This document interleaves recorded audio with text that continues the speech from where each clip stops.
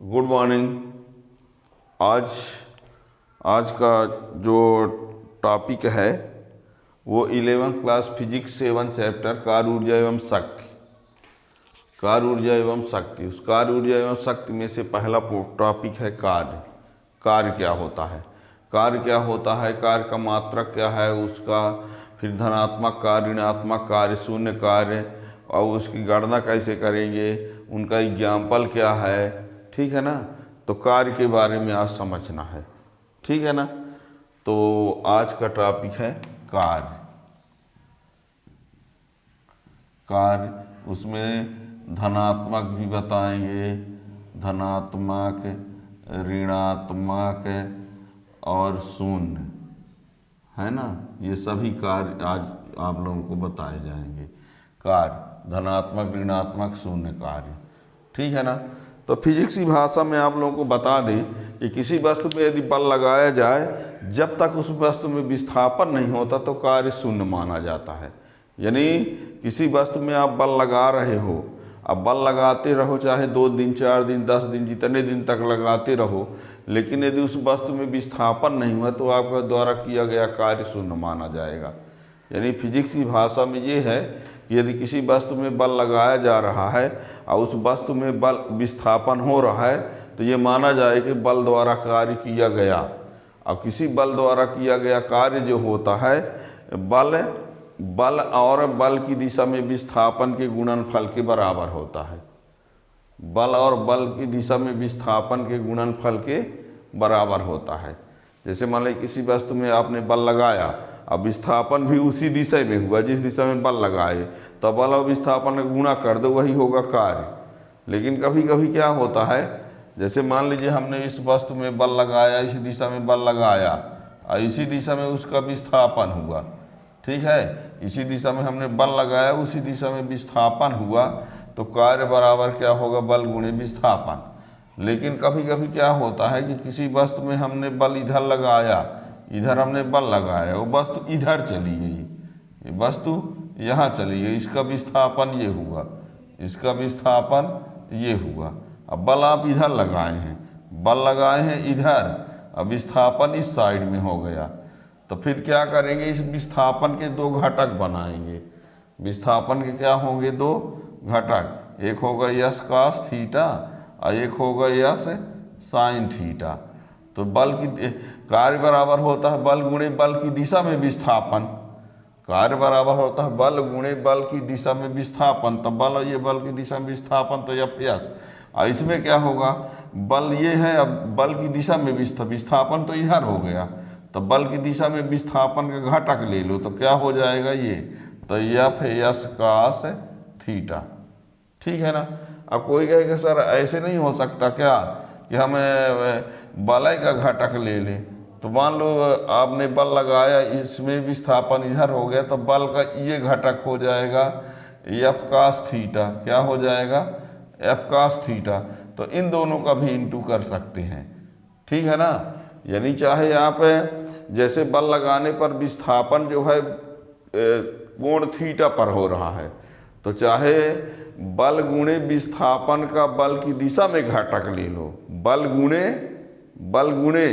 बल की दिशा में विस्थापन का घटक, चाहे विस्थापन गुणे विस्थापन की दिशा में बल का घटक।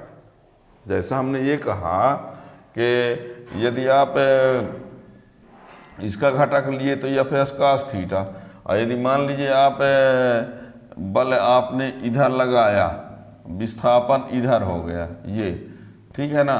तो इसी के 2 घटक बना दीजिए। तो इसके 2 घटक जब बनाएंगे तो इस एफ के 2 घटक, ठीक है ना। तो ये घटक एक हो गया F cos theta, F cos theta, और एक घटक ये हो गया एफ साइन थीटा। तो बल का विस्थापन की दिशा में घटक, तो ये अब विस्थापन का गुणा, तो एफ कॉस थीटा यस, यानी एफ एस कॉस थीटा न कहलाया। और इसमें भी क्या आया, एफ एस कॉस थीटा न आया, ठीक है ना। तो दोनों तरीके से आप कह सकते हो, दोनों तरीके से। ज़्यादातर यूज इस प्रकार करते हैं, चलिए सीधे सीधे आप ये जान लो कि किसी वस्तु में बल लगाएंगे तो उसमें यदि विस्थापन उत्पन्न हो रहा है तो बल और बल की दिशा में विस्थापन का गुणनफल कार्य कहलाएगा। और यदि विस्थापन बल की दिशा से कुछ कोण पर हो रहा है तो बल और बल की दिशा में विस्थापन के घटक का गुणनफल कार्य कहलाएगा।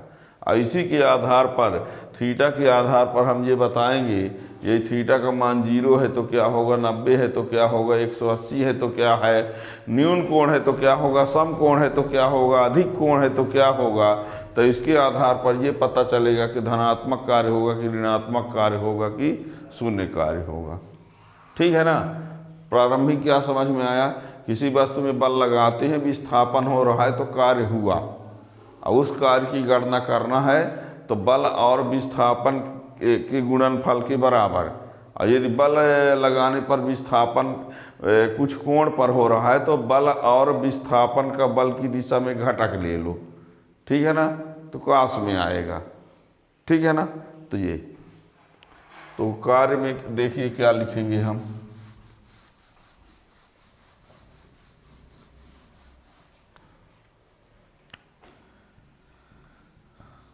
जब किसी वस्तु पर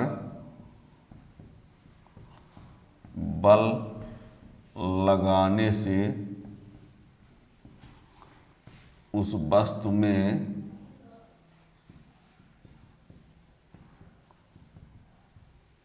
विस्थापन होता है तो बल द्वारा कार्य, जब किसी वस्तु पर बल लगाने से उस वस्तु में विस्थापन होता है तो बल द्वारा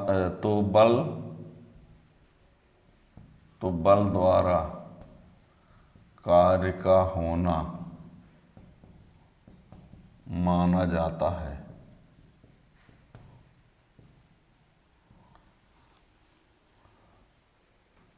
जब किसी वस्तु पर बल लगाने से उस वस्तु में विस्थापन होता है तो बल द्वारा कार्य का होना माना जाता है।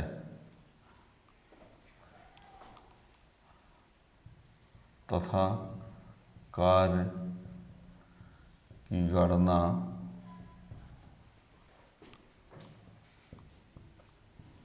निम्न प्रकार से करते हैं।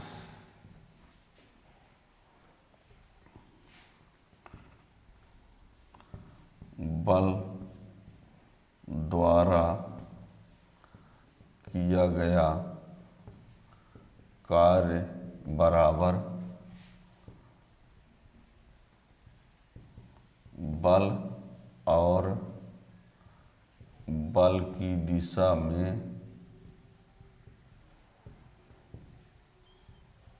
विस्थापन का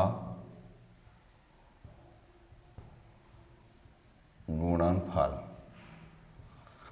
बल द्वारा किया गया कार्य बराबर बल और बल की दिशा में विस्थापन का गुणनफल। यदि किसी वस्तु में बल F लगाने पर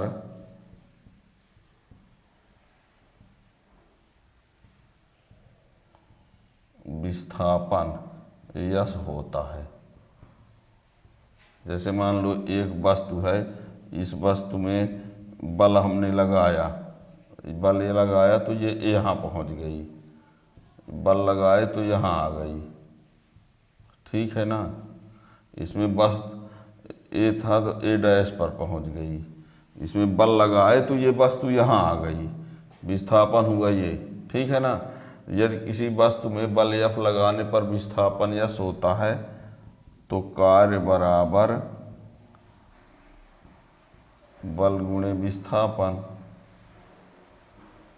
तो कार्य W बराबर Fs। ठीक है ना।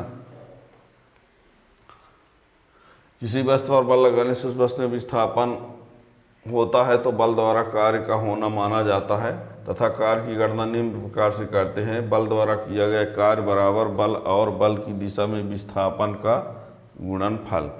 यदि किसी वस्तु में बल F लगाने पर विस्थापन यश होता है तो कार्य बराबर बल गुणे विस्थापन, बल यानी F, विस्थापन यानी यश। ये ठीक है ना।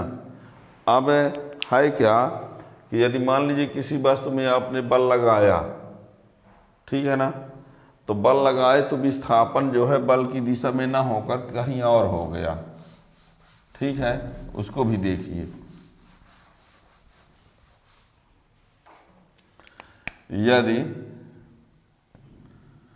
यदि किसी वस्तु में बल लगाने पर विस्थापन बल की दिशा से थीटा कोण पर, यदि किसी वस्तु में बल लगाने पर विस्थापन बल की दिशा से थीटा कोण पर होता है तो कार्य बराबर बल गुणे बल की दिशा में विस्थापन का घटक, ये ठीक। जैसे देखो ये है, ये बल लगाया हमने, इसमें हमने बल लगाया, इस दिशा में हमने लगाया बल, ये वस्तु यहाँ आ गई, इसमें आपने बल लगाया, ये वस्तु यहाँ आ गई A डैश पर, ये विस्थापन हुआ, ठीक है ना। आपने इसमें बल लगाया, इस दिशा में आपने बल लगाया, ठीक है, इस दिशा में आपने बल लगाया, लेकिन ये वस्तु इधर ना जाके इधर चली गई, कितने कोण पर चली गई, थीटा कोण पर, है नहीं होता कभी इसी में। बस जैसे मान ली किसी वस्तु में आपने ऐसे बल लगाया तो सीधे न जाके इधर उधर चली गई, सीधे न जाके, तो इधर विस्थापन हो गया। तो इसके दो घटक होंगे, फिर तो इसके दो घटक होंगे, तो एक घटक ये होगा एस कास थीटा और एक घटक ये होगा एस साइन थीटा।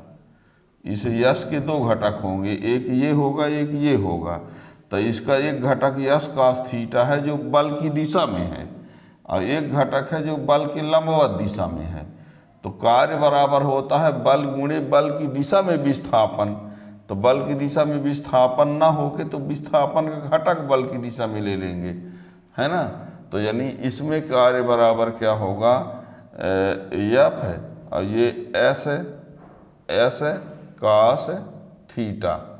तो यही डब्लू बराबर क्या बन गया, एफ एस कास थीटा, ठीक है। या कार्य बराबर ऐसा भी कह सकते हो, बल का विस्थापन की दिशा में घटक गुणे विस्थापन, ठीक है। इसी चित्र में देखिए, ये आपने इधर बल लगाया, ये हो गया, ये वस्तु है ए, विस्थापन इधर हो गया, ये वस्तु पहुंच गई ए डैश पर, ये विस्थापन हुआ, है ना। तो इसके ही घटक लेंगे, इसका घटक, तो इसका घटक एफ कास थीटा होगा और एक ठो इसका घटक जो हो क्या होगा, एफ साइन थीटा होगा, ठीक है। देखो एफ का एक घटक एफ कास थीटा, एक घटक एफ साइन थीटा। तो लेना क्या है, कार्य बराबर बल का विस्थापन की दिशा में घटक, है ना। तो W बराबर क्या होगा, बल का विस्थापन की दिशा में घटक, तो ये बल का एक घटक ये है विस्थापन की दिशा में, तो एफ कास थीटा इंटू विस्थापन, तो यस, तो W बराबर क्या आया, एफ एस कास थीटा आया कि नहीं, वही ना आया। पर मेन यूज होता ये वाला है, ध्यान रखना। ज़्यादातर परिभाषा में ये लिखा जाता है, यदि किसी वस्तु में बल लगाने पर विस्थापन बल की दिशा से कुछ कोण पर होता है तो बल की दिशा में विस्थापन का घटक और विस्थापन बल का गुणनफल है ना, बल की दिशा में विस्थापन का घटक यानी ये यश cos थीटा और बल का गुणनफल क्या होगा, कार्य होगा। ध्यान देना, ठीक है ना।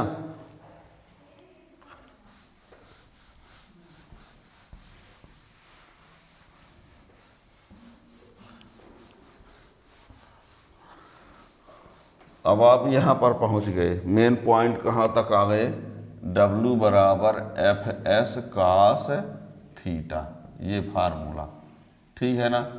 अब देखिए स्पेशल केस,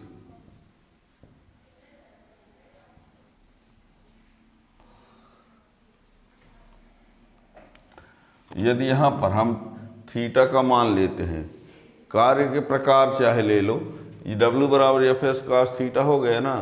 अब इसी में हम स्पेशल केस में धनात्मक कार्य, ऋणात्मक कार्य, शून्य कार्य आए बताने वाले हैं, है ना।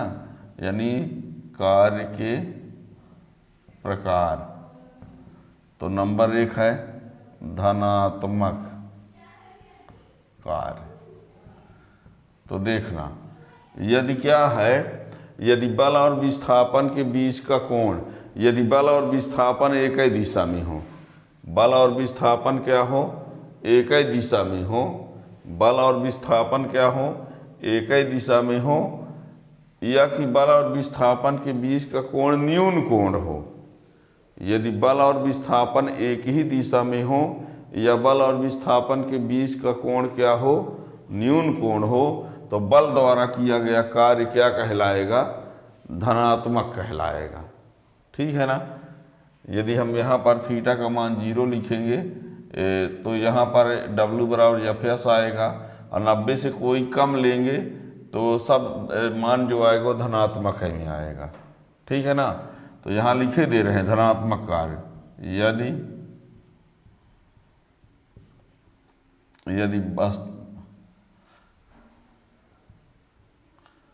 यदि वस्तु पर बल लगाने पर बल तथा विस्थापन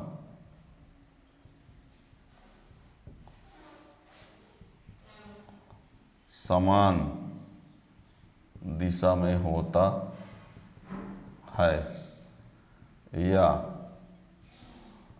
बल और विस्थापन के बीच कोण न्यून कोण होता है, तो बल द्वारा किया गया कार्य धनात्मक होता है। इस स्थिति में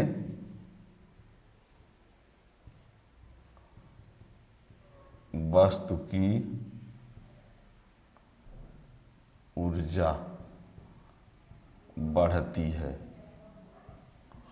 इस स्थिति में वस्तु की ऊर्जा क्या होती है, बढ़ती है, ठीक है ना। धनात्मक कार्य, यदि वस्तु पर बल लगाने पर बल तथा विस्थापन समान दिशा में होता है या बल और विस्थापन के बीच कोण न्यून कोण होता है, तो बल द्वारा किया गया कार्य धनात्मक होता है। इस स्थिति में वस्तु की ऊर्जा बढ़ती है। और इसका एग्जाम्पल में देखो, जैसे मान लीजिए एक पत्थर को हम ऊपर उठाते हैं, क्या करते हैं, पत्थर को हम ऊपर उठाते हैं, है ना, या एक किताब को धक्का देते हैं, तो किताब को जब धक्का देंगे तो जिस दिशा में हम धक्का देंगे उसी दिशा में चली गई। वस्तु को ऊपर उठाते हैं तो जिधर बल लगाते हैं उधर वो वस्तु जाती भी है। एक घोड़ा गाड़ी को खींचता है तो जिधर वो खींचता है उधर जाती है, ठीक है ना। तो ये सब किस में आएंगे, धनात्मक कार्य, ठीक है ना।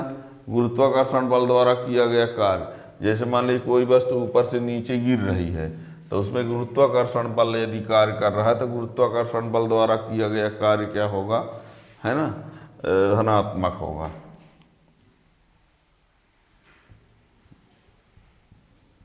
जब कोई घोड़ा गाड़ी को खींचता है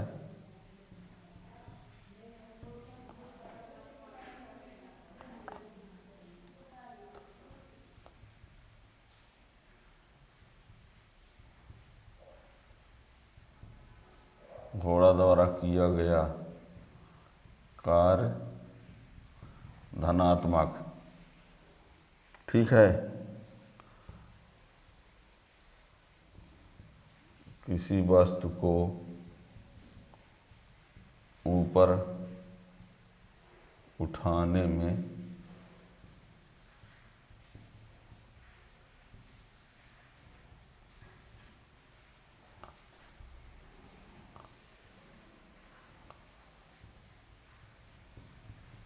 धनात्मक।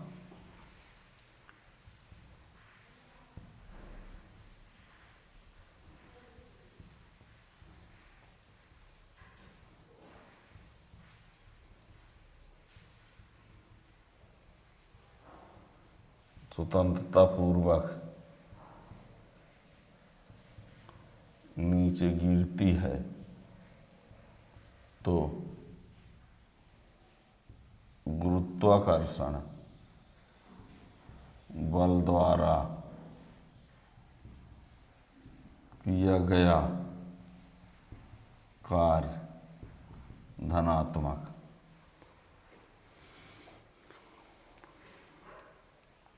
किसी वस्तु को ऊपर उठाने में किया गया कार्य, जैसे ऊपर उठा रहे हैं, है ना, तो मेरे द्वारा जो बल लगा के उठा रहे हैं उस बल द्वारा किया गया कार्य, उसी में गुरुत्वाकर्षण बल द्वारा किया गया कार्य ऋणात्मक भी हो जाएगा। ठीक है ना। तो ये धनात्मक कार्य ये हो गया। अब ऋणात्मक कार्य क्या होगा देखना।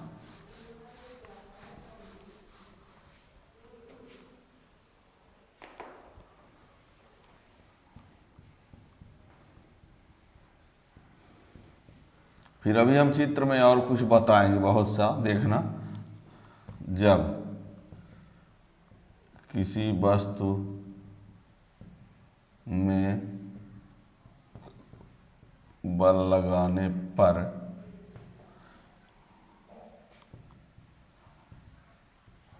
विस्थापन और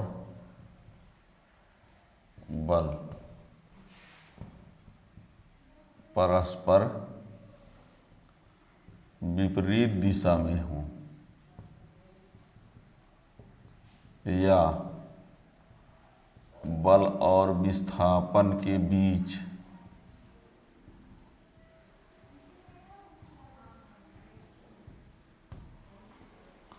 कोण अधिक कोण हो। अधिक कोण का मतलब 90 अंश से अधिक, तो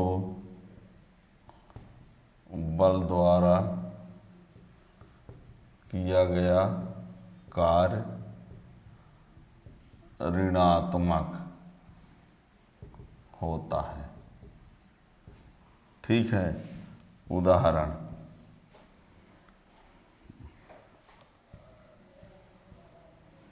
घर्षण बल द्वारा किया गया कार्य ऋणात्मक। जैसे मान लीजिए वस्तु है, आप इधर ले जा रहे हो, है ना, और घर्षण बल इधर हो रहा है, ये विस्थापन है और ये है घर्षण बल। ठीक है। इधर आप बल लगा रहे हैं तो इधर बल लगा रहे हैं, जब उधर वस्तु जा रही है, इधर हो रहे विस्थापन और घर्षण बल इधर कार्य कर रहा है, तो घर्षण बल द्वारा किया गया कार्य ऋणात्मक। ठीक है। और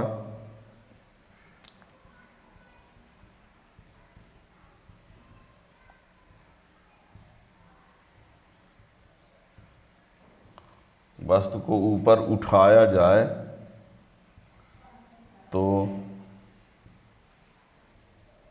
गुरुत्वाकर्षण बल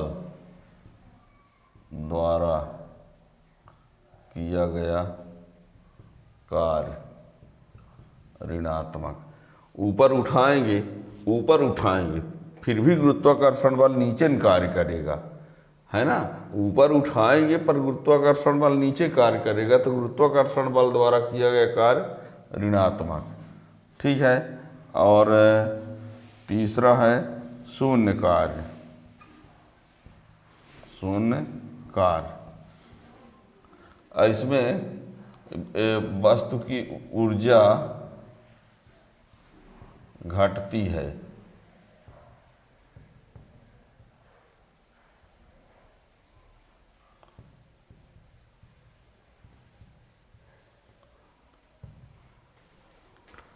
अब शून्य कार्य,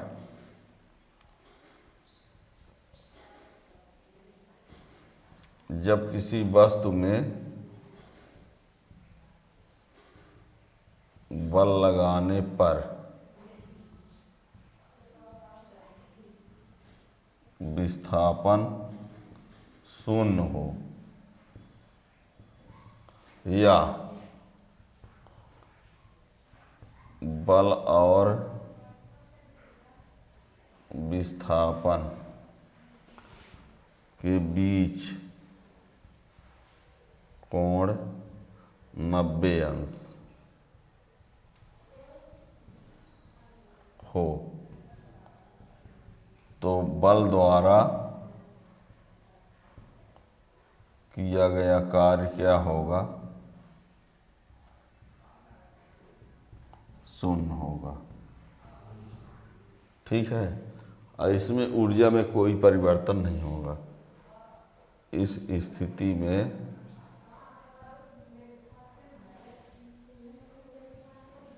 वस्तु की ऊर्जा में कोई परिवर्तन नहीं होगा। ठीक है ना। अब उदाहरण की बात करें तो इसमें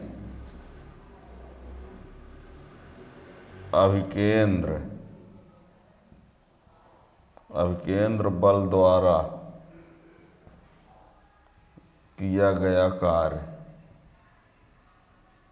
शून्य होता है।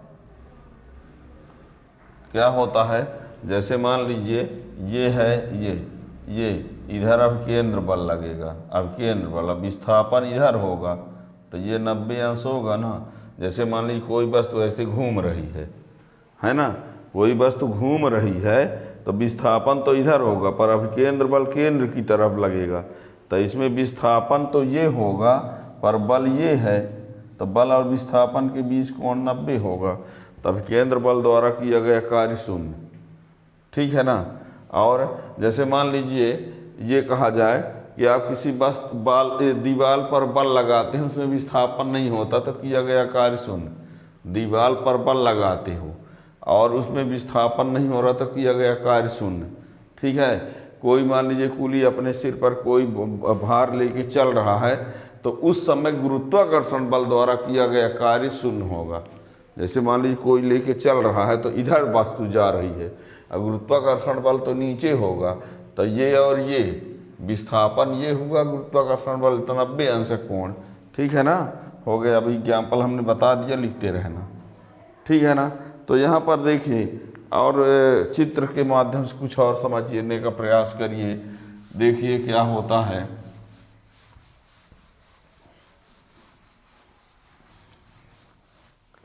यहाँ देखना,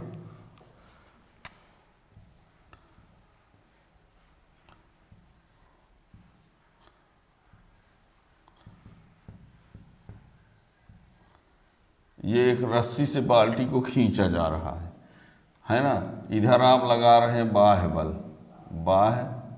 बल, इधर लग रहा है गुरुत्वाकर्षण बल। मान लीजिए विस्थापन इधर ही हो रहा है, विस्थापन इधर ही हो रहा है। ठीक है ना।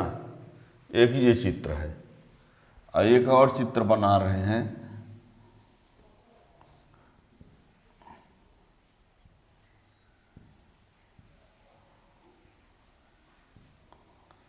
और ये बाह्य बल ये है, ठीक है, गुरुत्वाकर्षण बल ये है।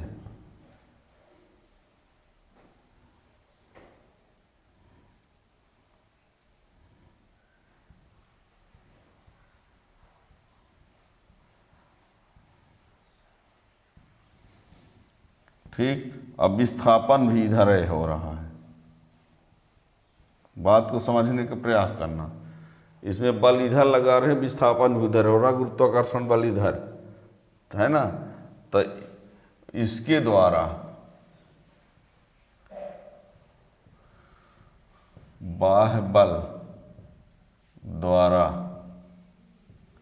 किया गया कार्य धनात्मक और गुरुत्वाकर्षण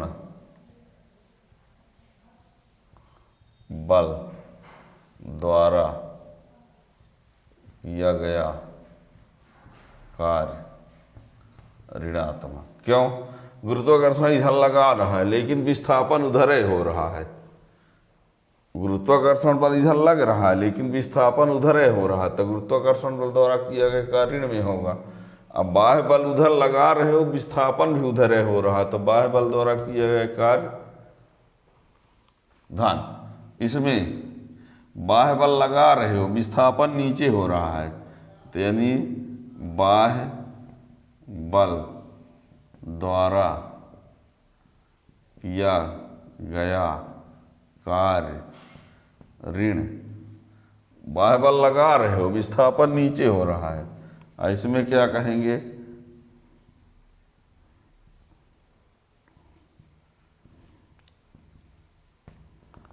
बल द्वारा किया गया कार्य धन में होगा, है ना।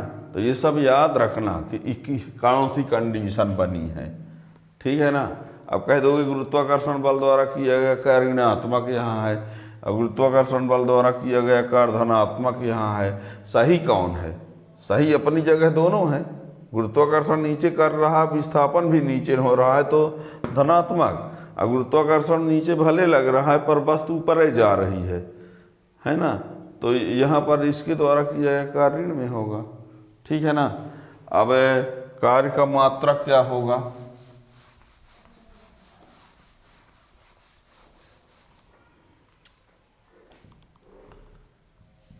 कार्य का मात्रक,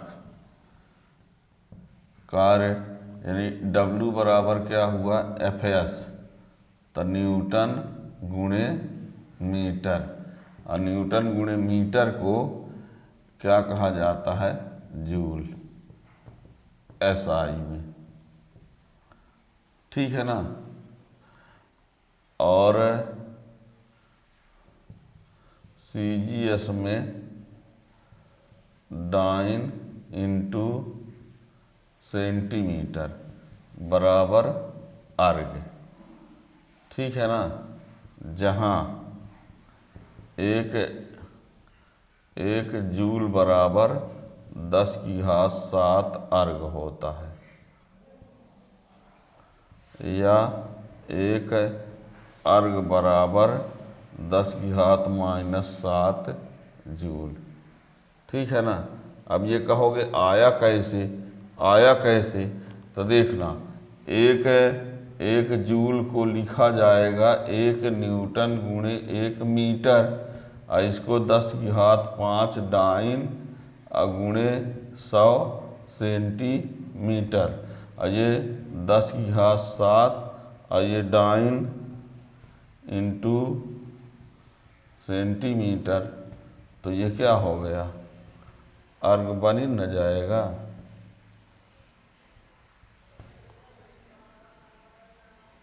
ठीक है ना। ये हो गया।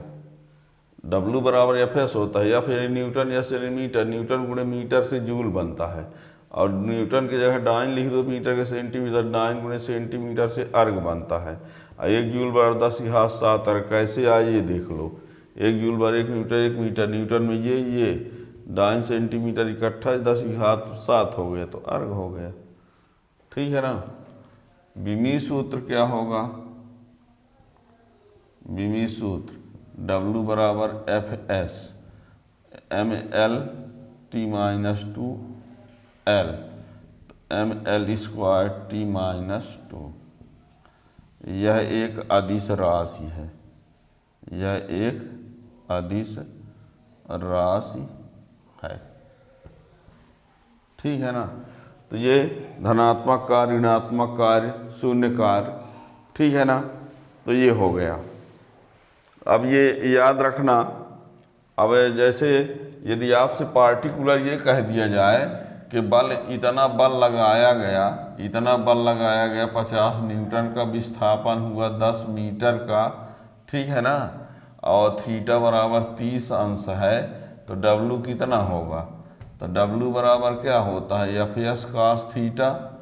तो ये 50 गुणे 10 गुणे cos 30, ठीक है ना। 50 दह 500 cos 30 का मान कितना हो जाएगा, है ना, √3/2। तो ये 250 √3 इस प्रकार से यार बता रहे हैं, ठीक है ना। F का मान 50 हो, S का मान 10 हो, थीटा 30 हो, तो डब्लू बराबर क्या हो गया? FS cos theta. 50 तो हम 500 ये इसका मान रख दिए, तरीका बता रहे हैं। और ये बता दें, ये भी बता दें, डब्लू बराबर यहाँ पर F.S में लिया जाता है कास होने की वजह से। यदि आपको F का मान दिया रहे, F का मान दे दिया जाए और S का मान, ठीक है ना, ये भी थोड़ा देख लीजिए।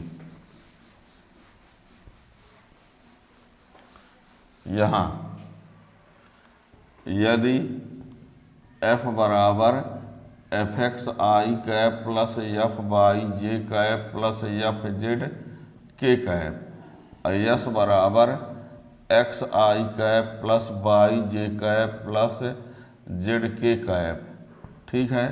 तो W बराबर फिर क्या लिखना पड़ेगा? F.S। तो ये हो जाएगा x Fx, y Fy और z Fz।